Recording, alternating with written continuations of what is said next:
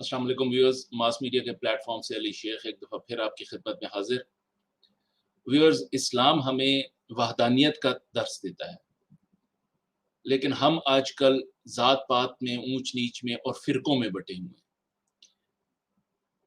फ़िरक़ों में बँटने के साथ साथ हम जो है वो जो हमारा एक मेन हमारा इस्लाम का एक रास्ता था वो हमने छोड़ दिया। अब लोग जो हैं वो, जिसमें हम और आप भी शामिल हैं, हम यही सोचते हैं कि कौन-सा रास्ता हक़ का है। कोई हमें एक रास्ते की तरफ दिखाता है, कोई हमें दूसरा रास्ता दिखाता है। लेकिन हमें ये हमारे ज़हन में ये कन्फ्यूज़न जो है ये बाकी है। इन्हीं कन्फ्यूज़न को दूर करने के लिए, इन्हीं बातों को डिस्कस करने के लिए हमने आज एक दफ़ा फिर दावत दी है सैयद इनायतुल्लाह शाह साहब को, जिनको हम प्यार से शाह जी कहते हैं। Shah ji, thank you very much for joining. अस्सलाम वालेकुम वरहमतुल्लाह। बहुत शुक्रिया आपका जी, आपने मुझे इस असास मौज़ू पर लिया। अल्लाह ताला मुझे तौफीक दे कि हम इस मौजू का हक अदा कर सकें। आमीन। शाह जी, सबसे पहले तो बताइएगा कि फ़िरका इस्लाम में फ़िरका वारियत की क्या तालीमात है या नहीं है? और फ़िरका क्या है और मकतब फ़िक्र है क्या बेसिकली? नियत का बहुत शुक्रिया जी, बहुत शुक्रिया। अल्हम्दुलिल्लाह रब्बिल आलमीन, अस्सलातु वस्सलामु अला रसूलिही मुहम्मदिन व अला आलिहि व सहबिही अजमईन, अम्मा बाद। फ़अऊज़ु बिल्लाहि मिनश शैतानिर रजीम, बिस्मिल्लाहिर रहमानिर रहीम। अज़ान मोहतरम, बहुत शुक्रिया अली भाई का कि उन्होंने इतने अहम मौजू पर मुझ नाचीज़ को, तालिब इल्म को लिया। ये एक कॉमन क्वेश्चन हर मुसलमान के ज़हन में हर वक्त उठता है जब भी उसे दीन के किसी भी मसले में रहनुमाई की ज़रूरत पड़ती है।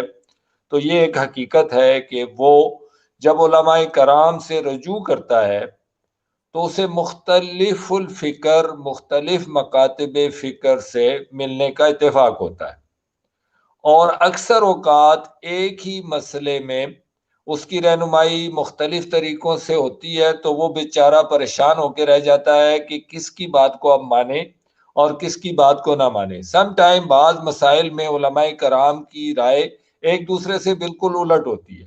मिसाल के तौर पे अगर एक आलिम कह रहा है कि ये चीज़ जायज़ है, हलाल है, तुम कर लो, तो दूसरा आलिम उसे मना कर रहा होता है कि नहीं, ये हराम है, नाजायज़ है, इसे बिल्कुल नहीं करना।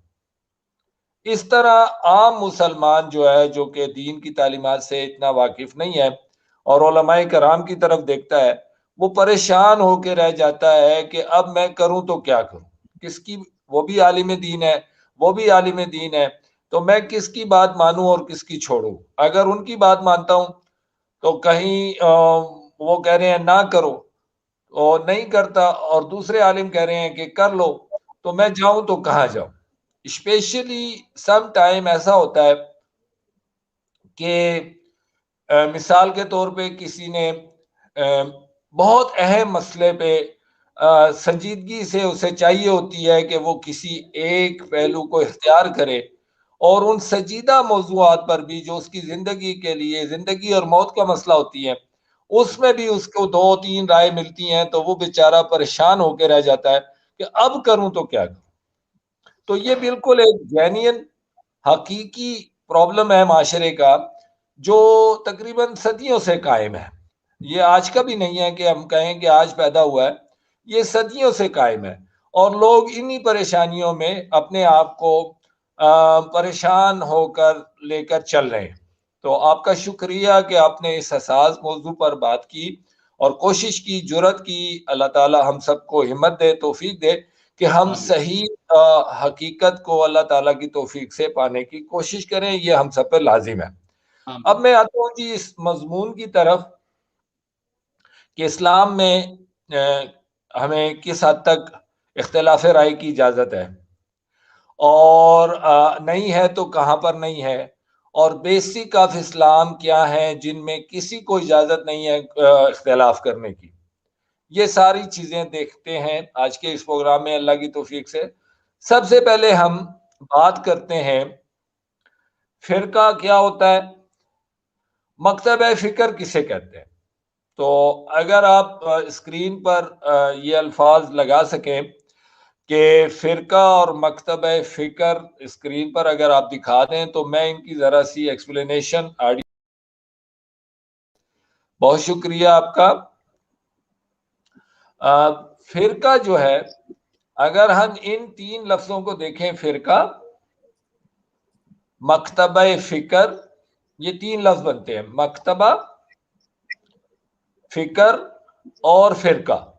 अगर आप देखें ना स्क्रीन पे, फिरका और मकतबा फिक्र हमारे आज के प्रोग्राम का मजमून है, मौजू है जिस पर हम बात कर रहे हैं आपसे, और कोशिश कर रहे हैं अल्लाह मालिकुल मुल्क की तौफीक से कि इस चीज को आप तक पहुंचा सकें जो एक्चुअल इस्लामी तालीमात में इन चीजों के मुतालिक हमें मिलती है रहनुमाई। देखिए, मकतबा जो है, लफ्ज मकतबा, ये source of ideology, source of knowledge को कहते हैं।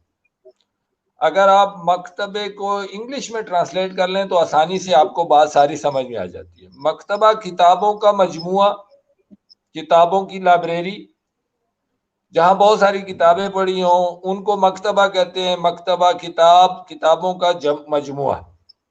फिक्र कहते हैं उन किताबों से अखज़ करने वाली आइडियालॉजी को, उन किताबों के जरिए से आपको जो नजरिया मिलता है, जो लाइन ऑफ एक्शन मिलता है, जो आपको एक कह लें अकीदा मिलता है, थ्योरी मिलती है, जो इन किताबों के जरिए से आपको हासिल होती है, उसको आप आइडियालॉजी कहते हैं, फिक्र कहते हैं। यानी आपकी फिक्र बनती है। आप अक्सर सुनते हैं ना, मैंने ये किताब पढ़ी तो मेरा ये ज़हन बना, मैं इससे पहले ये समझ रहा था, मेरे हाथ एक किताब लगी, उसको जब मैंने पढ़ा तो मेरी ये ज़हनियत बन गई। यानी किताब ने आपकी आइडियालॉजी को चेंज किया। तो सोर्स ऑफ नॉलेज आपका किताब है और आपकी आइडियालॉजी उस सोर्स पर डिपेंड करती है। ठीक हो गया जी। जब आपकी आइडियालॉजी डेवलप हुई किसी सोर्स ऑफ नॉलेज से, तो आप एक प्रैक्टिकल शिकल में उस आइडियालॉजी को परफॉर्म करते हैं। मिसाल के तौर पे, आपको किसी को भी डॉक्टर साहब ने कह दिया कि आपको डायबिटीज है और आपने मीठा नहीं खाना।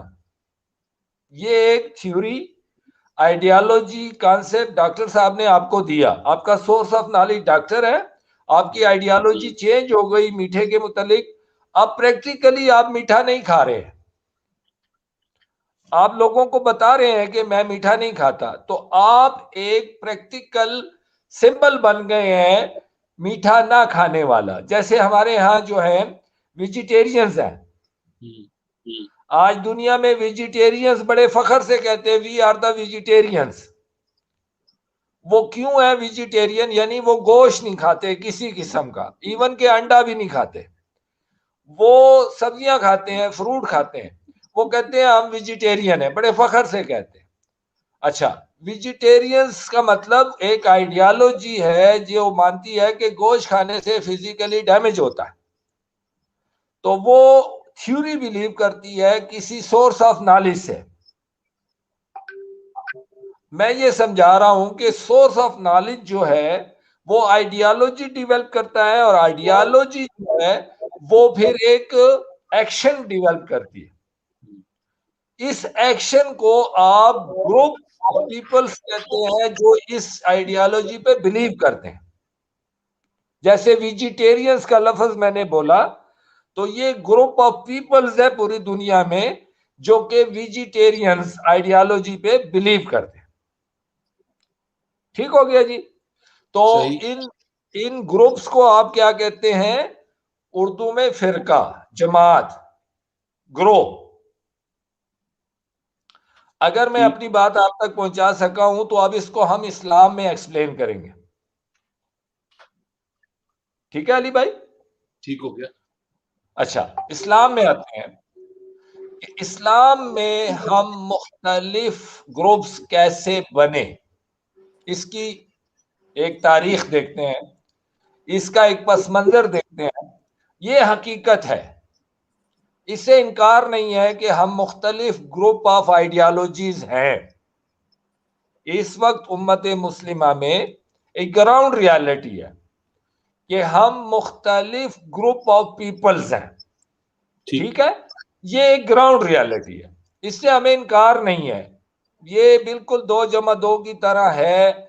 हमारे उम्मत मुस्लिमा में इस वक्त मल्टी ग्रुप्स ऑफ आइडियालॉजीज एग्जिस्ट करते हैं और उनके मानने वाले विद एक्शन लोग मौजूद हैं जो कि ग्रुप्स की सूरत में पूरी उम्मत मुस्लिमा में पाए जाते हैं।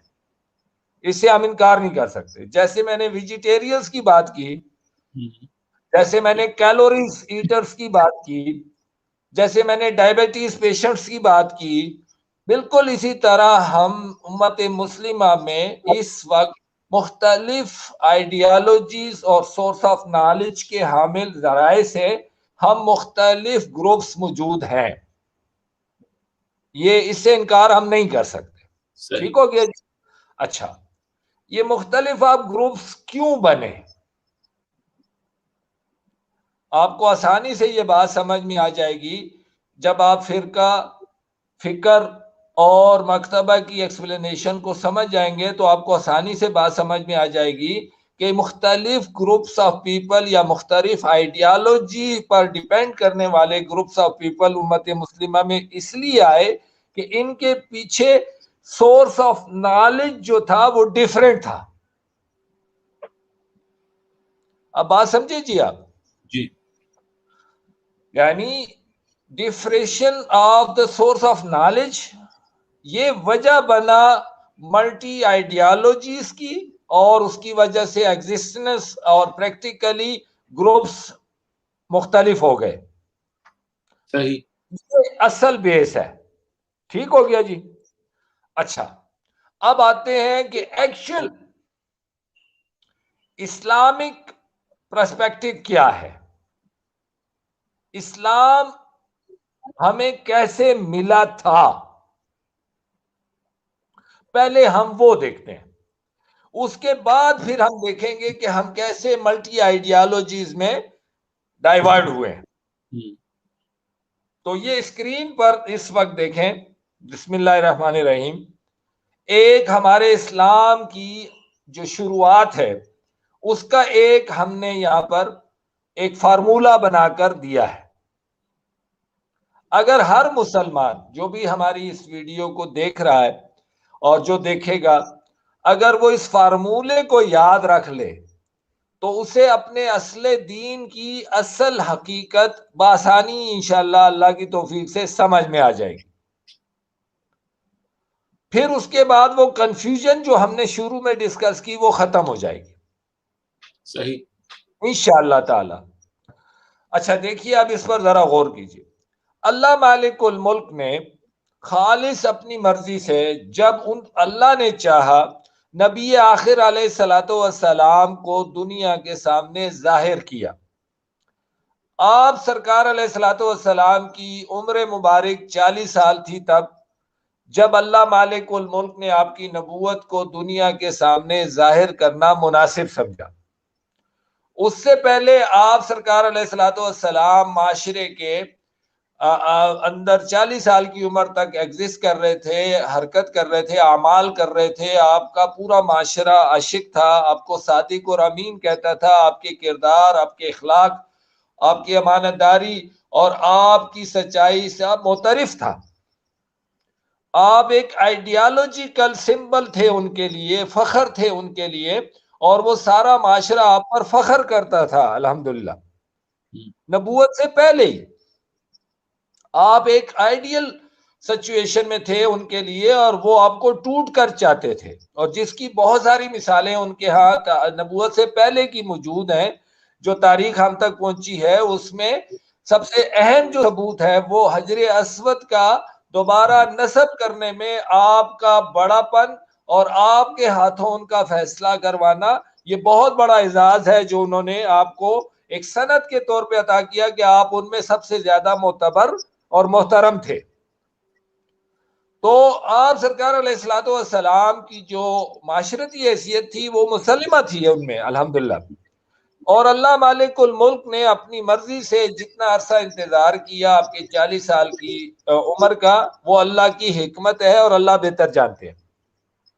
जब आपकी नबूवत को अल्लाह करीम ने जाहिर करना चाहा तो गारे हिरा में आपकी जो आदत शरीफा थी, आप जाकर वहाँ दीन इब्राहिम के मुताबिक अलैहिस्सलातु वस्सलाम इबादत करते और वहाँ पे ठहरते थे।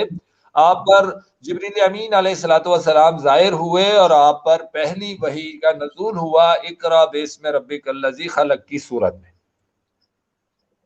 तो देखिए अल्लाह करीम ने रसूल करीम सल्लल्लाहु अलैहि वसल्लम पर वही का नज़ूल किया, जिसकी सूरत कुरान करीम की सूरत आज हम में महफूज है, और उसके तबय्युन की सूरत आपकी सुन्नत मुतहरा के रूप में, जिसका सोर्स अहादीस सहिया है, वो हम में मौजूद है। अल्लाह की खास मैकेनिज्म से अल्लाह करीम ने अपने दीन की असल और उसकी शरह को महफूज कर रखा है इस उम्मत में। ये खालिस अल्लाह का अपना मैकेनिज्म निज़ाम है। तो अल्लाह ने नबी करीम सल्लल्लाहु अलैहि वसल्लम पर दीन आखिर का नज़ूल किया, और उसकी सूरत वही थी जिसमें एक हिस्सा कुरान का है और एक हिस्सा सुन्नत मुतहरा अलैहिस्सलाम का है, जिसका सोर्स अहादीस सहिया है। ये इस उम्मत में ये जखीरा अल्लाह के खास निजाम से महफूज है। ये असली दीन। अच्छा, अब इसकी देखिए ना, मैंने जैसे कहा ना, आइडियालॉजी फिक्र पैदा करती है और फिक्र एक्शन देती है।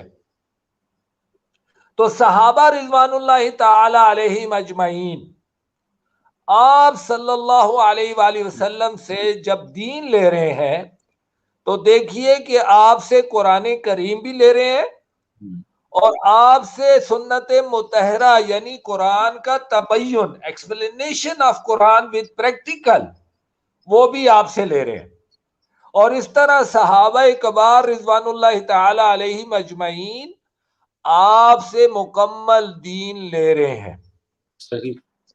तो ये हमारा दीन अल्लाह ताला की तौफीक से, अल्लाह ताला की मर्जी से, अल्लाह ताला के खास निज़ाम से इस तरह हमें मिला कि अल्लाह ने अपनी वही का नज़ूल फरमाया नबी आखिर अलैहिस्सलाम पर, जिसके दो रूप हुए।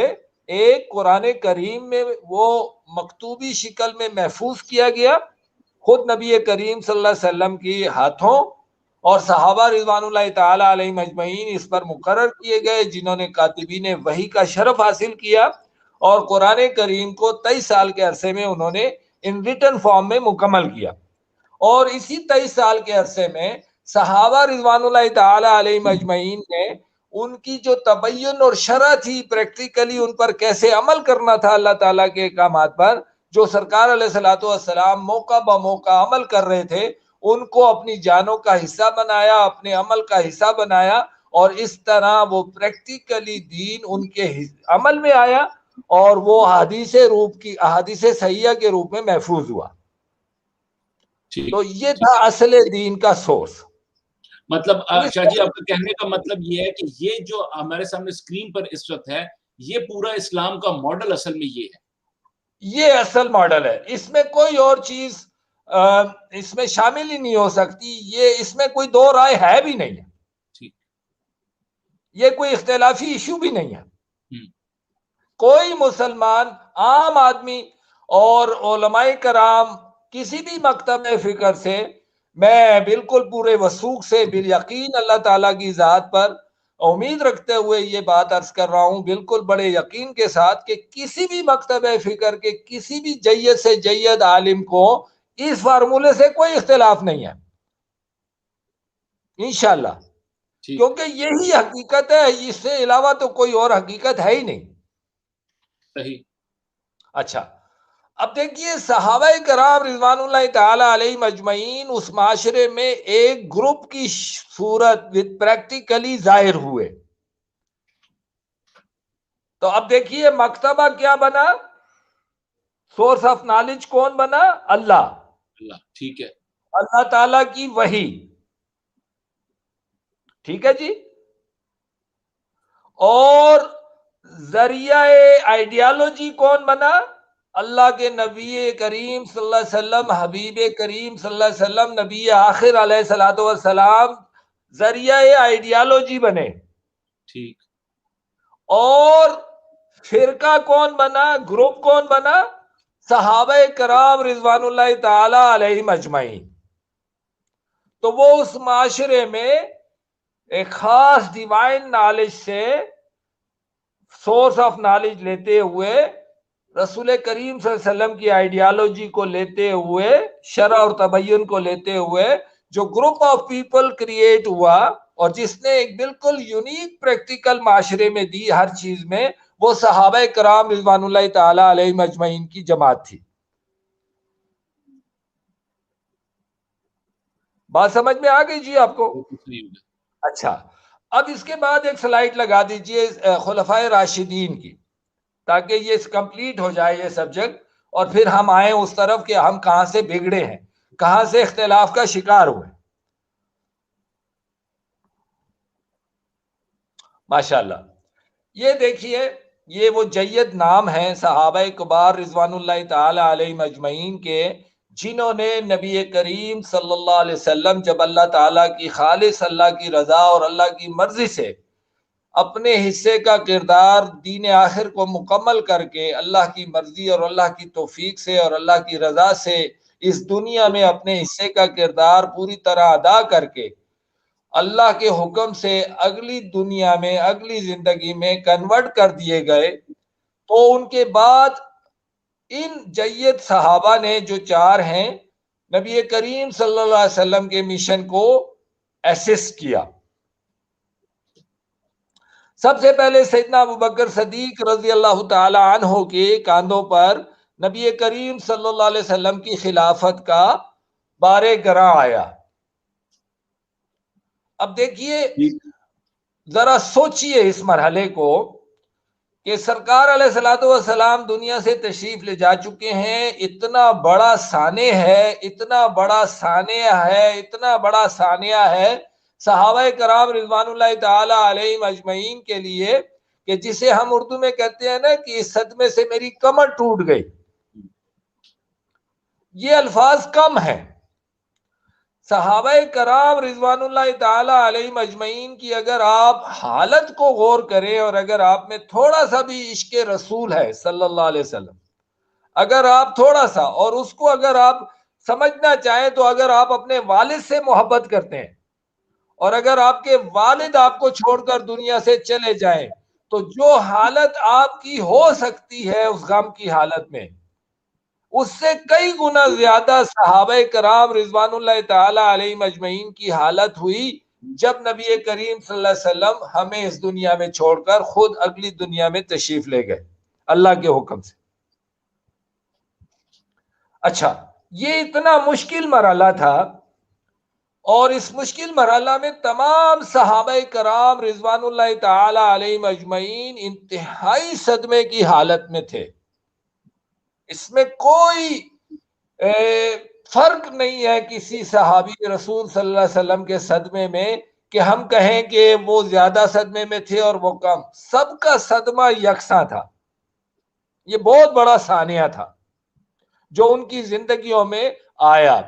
अल्लाह करीम ने उन्हें इस्तिकामत दी इसलिए कि अल्लाह करीम ने उन्हें चुना था अपने नबी आखिर अलैहिस्सलातु वस्सलाम की खिदमत के लिए, उनकी मुसाहिबत के लिए और उनके दीन को उनके पास संभालने के लिए। ये बहुत बड़ी अजीज और एजाज वाली हस्तियां थी जिन्हें अल्लाह करीम ने खुद अपनी मर्जी से अपने नबी आखिर के लिए चुना था और इनके नसीब बहुत ज्यादा बुलंद थे। अल्लाह करीम हमें इनका साथ उस दुनिया में अता फरमाए। तो ये हस्ती सैयदना अबू बकर सदीक के कांधों पर सब ने मिलकर ये जिम्मेदारी डाली कि अब आप हमें लीड करें।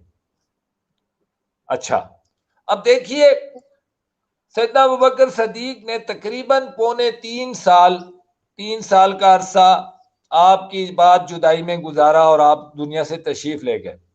ये 3 साल या पौने 3 साल आप लिख लीजिए। इसके बाद सैयदना उमर रजी अल्लाह तआला अन्हु ने तकरीबन 10.5 साल पौने 11 साल गुजारे आपके बाद जुदाई में। फिर आप तशरीफ ले गए। फिर सैयदना उस्मान रजी अल्लाह तआला अन्हु ने इसी तरह 2.5 पौने 3 साल गुजारे और आप तशरीफ ले गए। फिर सैयदना अली रजी अल्लाह तआला अन्हु ने इसी तरह 2.5 पौने 3 साल गुजारे और आप भी तशरीफ ले गए। ये तकरीबन ये अरसा बनता है तकरीबन 20-22 साल 25 साल का।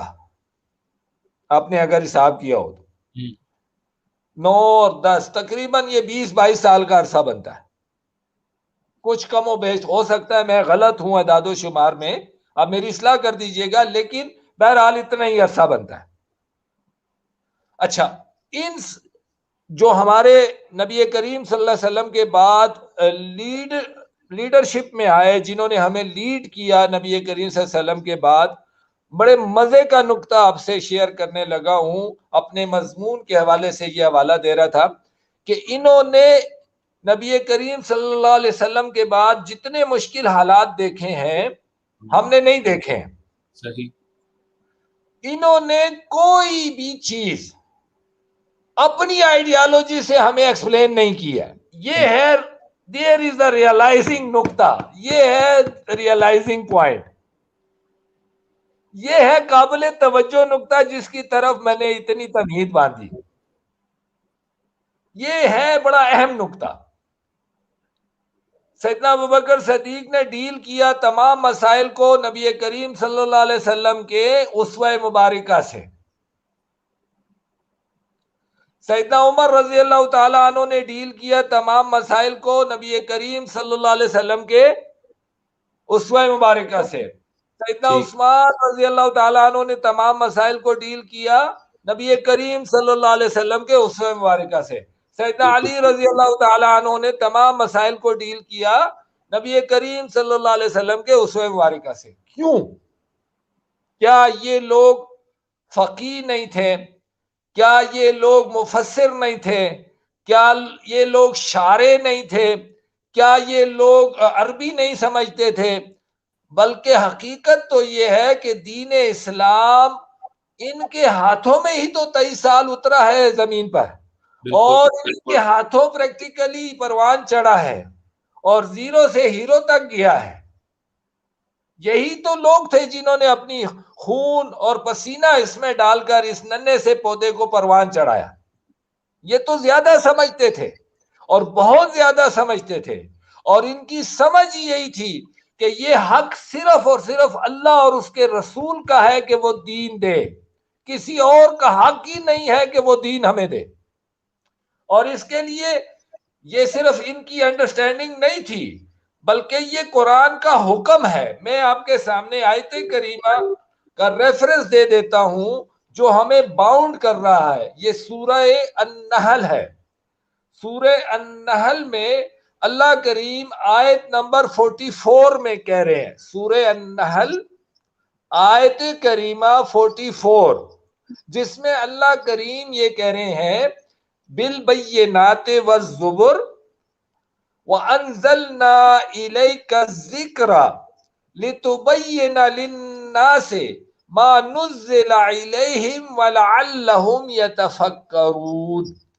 अल्लाह करीम कह रहे हैं व अंज़लना इलैका ज़िक्रा, ए नबी आखिर अलैहिस्सलातु वस्सलाम, हमने आपकी तरफ नाजिल किया है अपना जिक्र, लितुबय्यिना लिन्नास, ताकि आप लोगों के लिए इसको एक्सप्लेन करें। तबय्युन कहते हैं एक्सप्लेन करना, किसी बात को खोलकर बयान करना, किसी चीज की उगदा कुशाई करना। तो अल्लाह करीम हुक्म दे रहे हैं, सरकार अलैहिस्सलातु वस्सलाम को इस ड्यूटी पर मामूर कर रहे हैं कि ये हमने अपना कलाम आपको दिया है और आपका फर्ज है, आपकी जिम्मेदारी है कि लोगों के माइंडसेट लेवल पर इसे आप एक्सप्लेन करें। और लोगों का क्या काम है?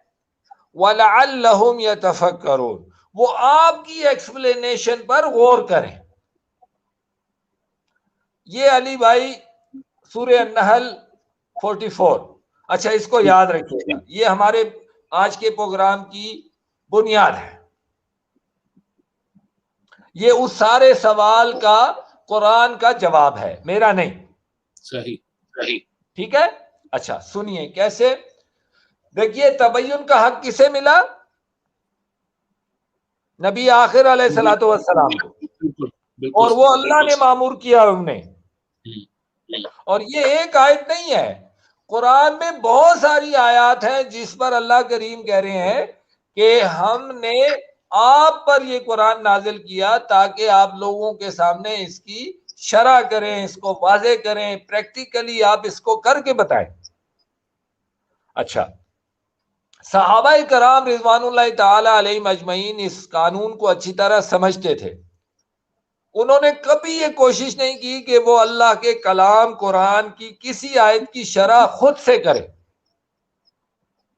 उन्होंने हमेशा अल्लाह के नबी सल्लल्लाहु अलैहि वसल्लम के अमल से उसकी शरह लेने की और आपके हुक्म से लेने की कोशिश की। ठीक, जिसका सबूत मैंने चारों खुलफा की जिंदगियों से दिया है।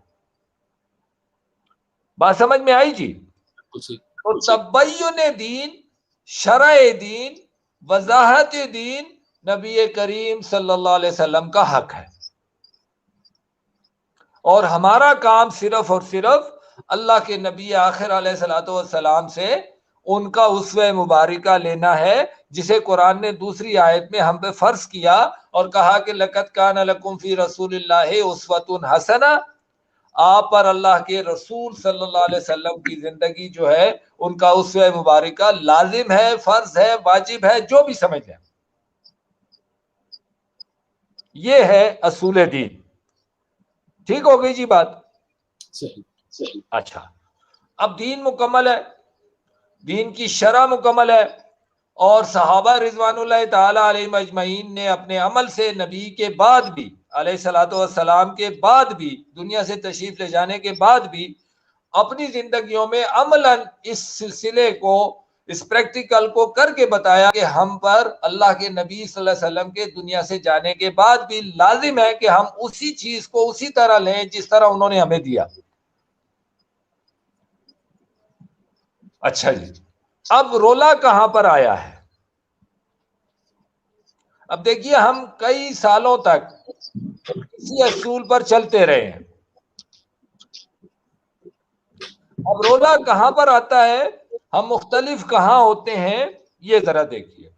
मुख्तलिफ हम उस वक्त होते हैं जब हम अल्लाह के नबी सल्लल्लाहु अलैहि वसल्लम की तबय्युन से हटते हैं, उनकी शरह से हटते हैं और किसी और की, चाहे कि वो कितना ही बड़ा नाम क्यों ना हो, उसकी शरह को, उसकी एक्सप्लेनेशन को, उसकी वजाहत को अल्लाह के नबी सल्लल्लाहु अलैहि वसल्लम की जगह पर रख कर लेते हैं तो इख्तिलाफ शख्सियत पैदा हो जाता है और फिर हम मुख्तलिफ हो जाते हैं, इसलिए कि मैं आपकी शख्सियत की राय क्यों मानूं। अब बात समझ रहे हैं ना, जहां से इख्तिलाफ आता है। ठीक, इख्तिलाफ कहां से अंदर आया? जब आपने अल्लाह के नबी की वजाहत देने की बजाय किसी और की वजाहत साइल को देने की कोशिश की। आपका फर्ज ये था, आप आलिम थे, आपके पास साइल आया तो आपने कहना था कि अल्लाह ने ये हुक्म दिया और अल्लाह के नबी सल्लल्लाहु अलैहि वसल्लम ने इस पर इस तरह अमल किया। बस इतनी सी ड्यूटी थी आपकी। इसको आलिम कहते हैं। और अगर आपको नबी का अमल मालूम नहीं था तो आपने माजरत करनी थी कि भाई इसका मुझे नहीं पता, मेरा इल्म महदूद है, आप किसी और से पूछ लो। जो सहाबा का भी वतीरा था, सहाबा को अगर मालूम नहीं था तो वो ढूंढते थे कि किसी को अमल मालूम हो नबी का तो बताए। वो अरब थे, एक्सप्लेन कर सकते थे, लेकिन वो नहीं करते थे। उन्हें पता था ये अल्लाह के नबी का हक है, हमारा हक नहीं है, हमारी एक्सप्लेनेशन कोई माने नहीं रखती। और मशहूर वाकया याद होगा आपको सैयदना उमर रजी अल्लाह ताला अन्हु का, कि वो बुढ़िया आई और मस्जिद में उन्हें कहा कि आपने हक महर कैसे मुकर्रर कर दिया जबकि अल्लाह और उसके रसूल सल्लल्लाहु अलैहि वसल्लम ने दोनों फरीकों को हक दिया है। तो सैयदना उमर ने रजू किया कि वाकई अम्मा सही कहती हैं, उमर कौन होता है अल्लाह और उसके रसूल की बात में बात करने वाला, जबकि आप खलीफा थे। ये मशहूर वाकया। तो बहरहाल मसला ये नहीं है, मसला ये है कि असूल दीन क्या है। असूल दीन ये है कि तबय्युन दीन नबी करीम सल्लल्लाहु अलैहि वसल्लम का। जब तक हम इस असूल पर वापस नहीं आते हैं, हमारी इत्तेहाद उम्मत की सारी कोशिशें जाया हो जाती हैं, क्योंकि हमारे दरमियान शख्सियात आ जाती हैं। अल्लाह, उसका रसूल सल्लल्लाहु अलैहि वसल्लम और हमारे दरमियान बीच में शख्सियात आ जाती हैं जो मुख्तलिफ हैं और हर एक की अपनी अपनी मोहब्बतें और प्रायोरिटीज हैं, तो उसकी वजह से वो इख्तिलाफ हो जाता है। यानी मैं एक हस्ती से मोहब्बत करता हूं, उनकी हर बात मानता हूं, आप नहीं करते हैं, तो आप मेरी तरह उनकी बात क्यों लें? आप ठीक। अल्लाह के रसूल की बात लेते हैं, उसको छोड़ देते हैं, तो आप समझते हैं आप इस्लाम से जाते हैं। लेकिन अगर आप शाह साहब की बात को छोड़ते हैं तो आपको पता है मैं इस्लाम से तो नहीं जाता हूं। शाह साहब कौन है? यही वजह इख्तिलाफ हो जाता है। इसको कुरान ने, अच्छा एक और नुक्ता यहां पर मैं आपको बता दूं, क्या कुरान को पता नहीं था कि हम में इख्तिलाफ होगा? क्या अल्लाह ताला को पता नहीं था नऊजुबिल्लाह के बाद में आने वाले इख्तिलाफ करेंगे? अल्लाह ताला को पता था हमारा हाल क्या होना है, और अल्लाह ताला ने ये दीन क़यामत तक हमें मुकम्मल दिया है। तो हमें इसमें एक फार्मूला भी अता किया है कि अगर हम इख्तिलाफ की नजर हो जाए, तो अगर हम इकट्ठा होना चाहें तो क्या फार्मूला है? देखिए, एक सवाल हो सकता है ना कि क्या अल्लाह के दीन में कोई ऐसा फार्मूला है जिस पर हम इकट्ठा हो सके, अल्लाह ने बताया हो? तो अल्लाह करीम ने हमें एक फार्मूला अता किया है कुरान करीम में। उस फार्मूले में बड़ा आसान फार्मूला दिया है। अल्लाह ताला ने कहा है नबी आखिर अलैहिस्सलातु वस्सलाम से कि बनी इसराइल के उलमा ने दीन में अपनी आरा से इख्तिलाफ कर लिया है। यहूदियों ने भी इख्तिलाफ किया, ईसाइयों ने भी किया, ठीक है जी। जबकि ये अल्लाह के दीन का नाम लेते हैं लेकिन अपनी आरा पर बज़िद है। अल्लाह का दीन तो एक था, जो सैयदना मूसा अलैहिस्सलाम को मिला वही सैयदना ईसा अलैहिस्सलाम को मिला, और वही जनाब मोहम्मदुर रसूलुल्लाह सल्लल्लाहु अलैहि वसल्लम को मिला। दीन में तो कोई इख्तिलाफ नहीं था। इख्तिलाफ तो यहूदियों ने और ईसाइयों ने अपनी तरामीम से किया हुआ था। तो अल्लाह ने नबी आखिर अलैहिस्सलातु वस्सलाम के जरिए से एक फार्मूला अता फरमाया कि अगर तुम वाकई में अल्लाह के दीन के शाइक हो, अल्लाह के दीन पर चलना चाहते हो, तुम्हारा दावा है कि तुम अल्लाह की रजा के हुसूल में ऐसा करते हो, तो आओ मसले को हल कर लेते हैं। ताअलू इला कलिमतिन सवाइन बैनना व बैनकुम अल्ला नअबुदा इल्लल्लाह। आओ हम अल्लाह की बात पर इकट्ठे हो जाते हैं। जो अल्लाह की बात है वो ले आओ। अल्लाह की बात से कौन इख्तिलाफ करता है? ठीक हो गया जी, ये नुक्ता नंबर 1 है। दूसरा नुक्ता फौरन सुनिए, जो इख्तिलाफ की जड़ है वो अल्लाह ने बयान की, वला यत्तखिज़ु बाज़ुना बाज़न अरबाबा मिन दूनिल्लाह। हम अपनी शख्सियात की आरा तशरीहात पे एग्जिस्ट नहीं करेंगे। नुक्ता आप समझे अली भाई? इख्तिलाफ का नुक्ता कहां है कि आप अपनी शख्सियात की शरा और तबय्युन पर जिद नहीं करेंगे, आप अल्लाह और उसके रसूल सल्लल्लाहु अलैहि वसल्लम के तबय्युन और हुक्म को पेश करेंगे, अपनी कोई राय नहीं देंगे। आप कहेंगे अल्लाह ने कहा है अकीमुस सलात, मर्जी नहीं है हमारी, अपनी कोई मर्जी नहीं है हमारी, अपनी कोई राय, हमने वही फॉलो करना है। बिल्कुल सही कह रहे हैं, और ये आप नहीं कह रहे, ये आप नहीं कह रहे हैं। अभी मैं कुरान की आयत रेफरेंस में दूंगा, अल्लाह हमें बाउंड कर रहे हैं। ये अल्लाह का हुक्म है कि हमने अपनी नहीं करनी है। ला तुकद्दिमू बैना यदिल्लाहि व रसूले, ये आयत है, हुक्म है अल्लाह का। खबरदार अल्लाह और उसके रसूल की बात से आगे नहीं जाना। अल्लाह का हुक्म है, मना किया है।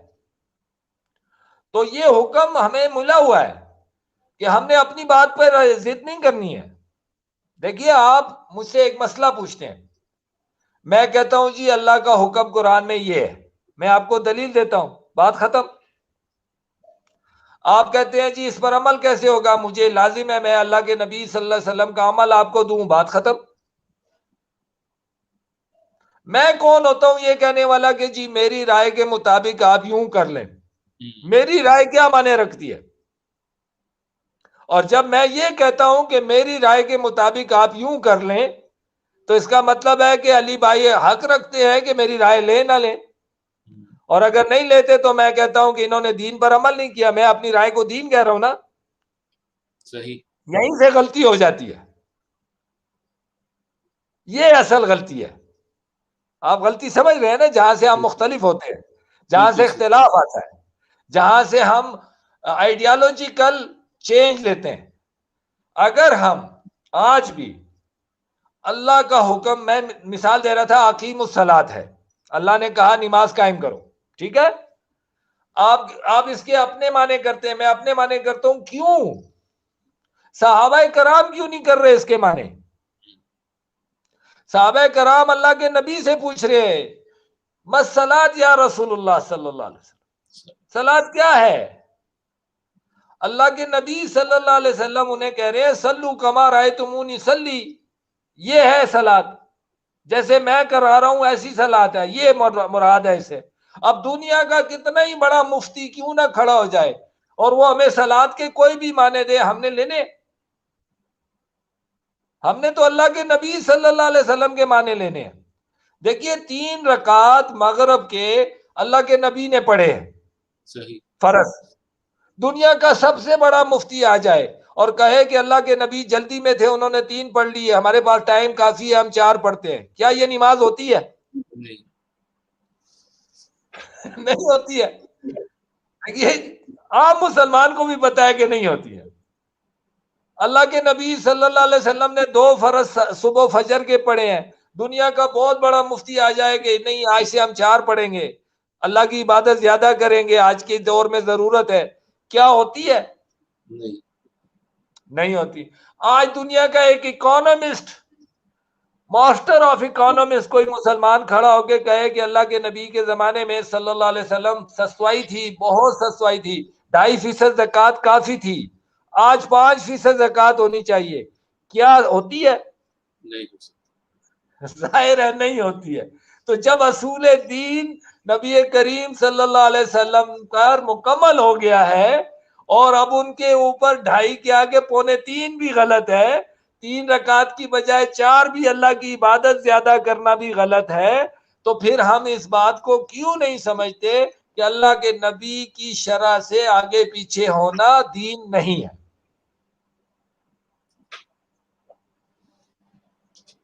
सही। अब बात समझे ना जी? बिल्कुल सही है। बिल्कुल असल बीमारी, और ये है उसका कुरानी जवाब। ठीक। ठीक। जी हाँ। अब शाह जी, एक तो ये बताइएगा कि ये फिरका वारियत जो है, ये चले शुरू हो गई मुख्तलिफ तरीकों से, लोगों की कम इल्मी की वजह से, कुछ इसमें उलमा का भी शायद मसला हो। इसको अब तो एक चीज आ गई और लगता है ऐसे है कि क़यामत तक रहेगी, ये खत्म भी शायद ना हो। लेकिन हम में एक जो बर्दाश्त है, अदम बर्दाश्त है, वो क्यों है? और हम बर्दाश्त कैसे करेंगे एक दूसरे का जो हमारा जो नजरिया है मुख्तलिफ फिरकों का? हम इतने ज्यादा फिरकों में बढ़ चुके हैं कि हम एक फिरके वाले दूसरे फिरके वालों की मस्जिद में जाके नमाज भी नहीं पढ़ते, हालांकि मस्जिद तो अल्लाह का घर है, किसी एक जमात की या किसी एक फिरके की मिल्कियत तो नहीं है।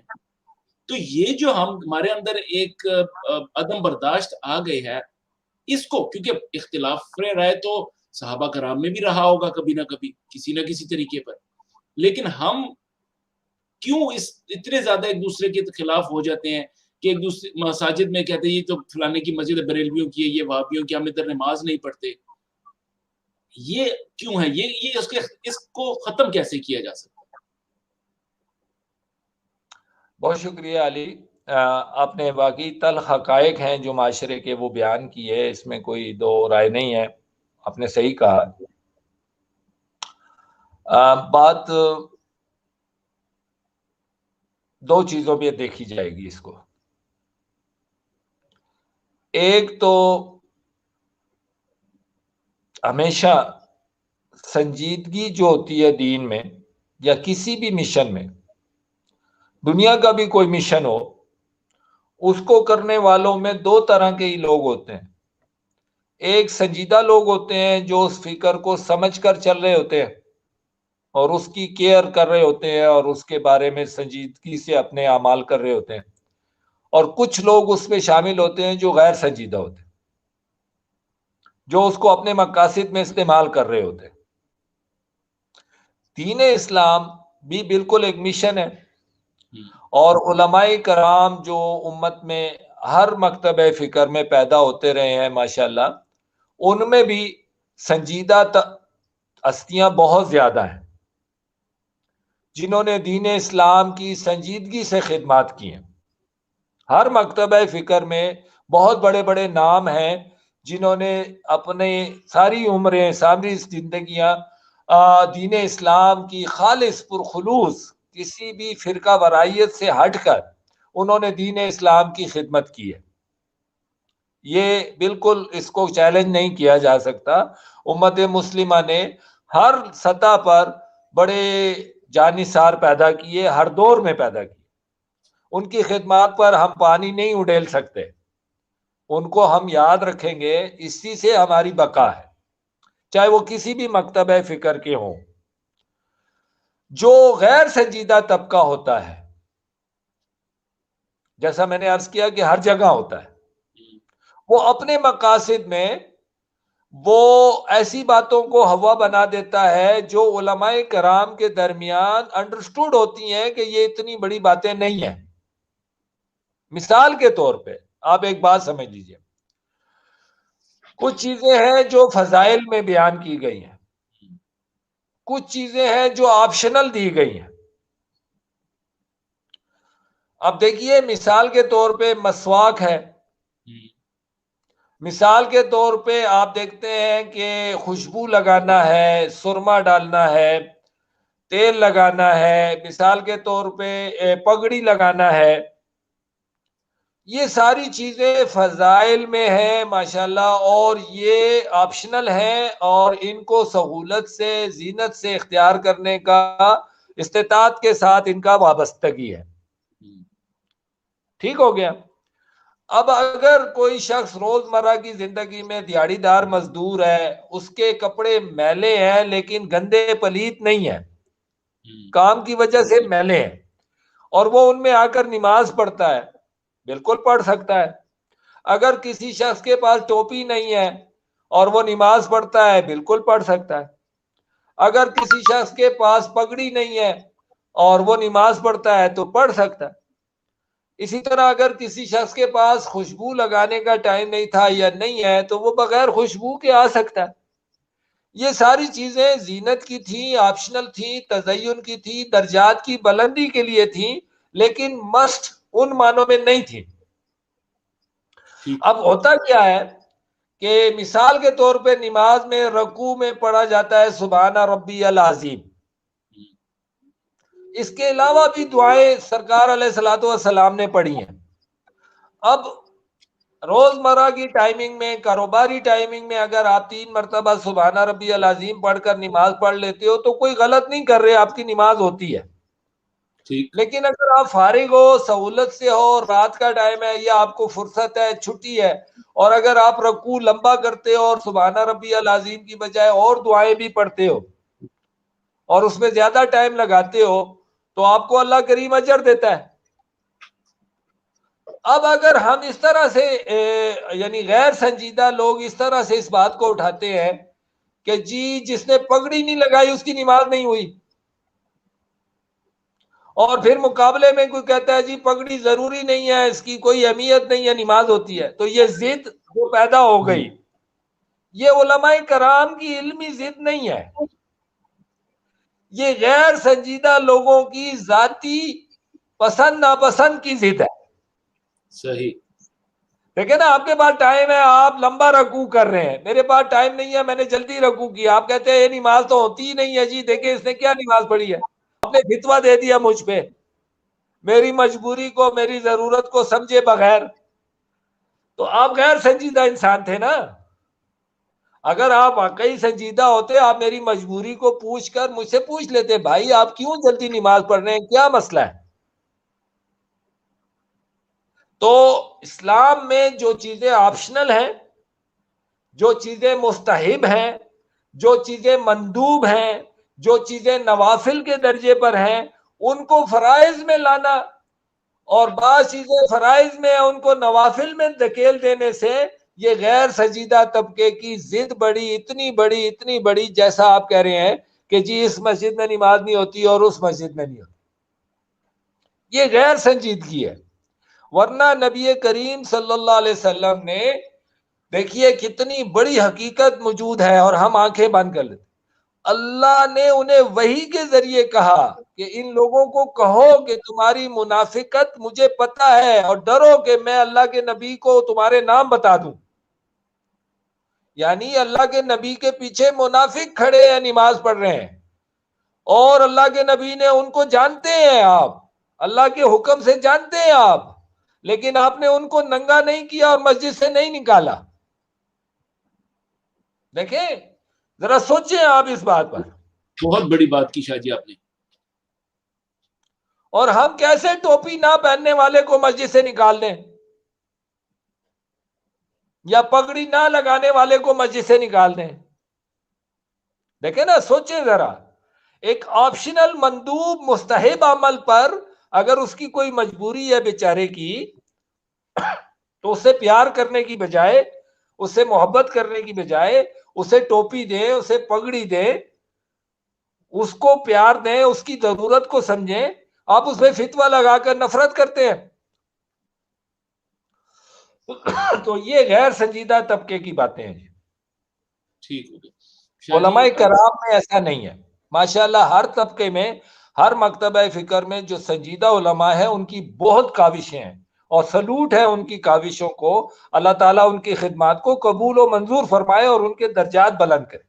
आमीन आमीन आमीन। व्यूअर्स, उम्मीद है कि आपको आज का हमारा प्रोग्राम पसंद आया होगा। इस प्रोग्राम में और इस टॉपिक पे बहस करने का मकसद जो था वो ये था कि हम सब की इस्लाह हो।